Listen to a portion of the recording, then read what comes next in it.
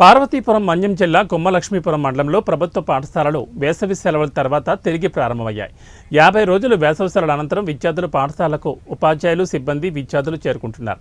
ఈ సందర్భంగా తరగతి గదులు, పరిసరాలు, ఆట స్థలం, సైకిల్ షెడ్లు, వంటగది తదితర పిల్లలకు అవసరమైనవన్నీ శుభ్రం చేయించి సిద్ధం చేయించామని బోధనేతర సిబ్బంది చెప్తున్నారు. ఇప్పటికే పుస్తకాలు, షూస్ తదితర సామగ్రి ఎంఆర్సీ కేంద్రాలకు చేరుకున్నాయని, విద్యార్థులందరికీ వాటిని అందజేస్తామని school management committee chairman Rajesh తెలిపారు.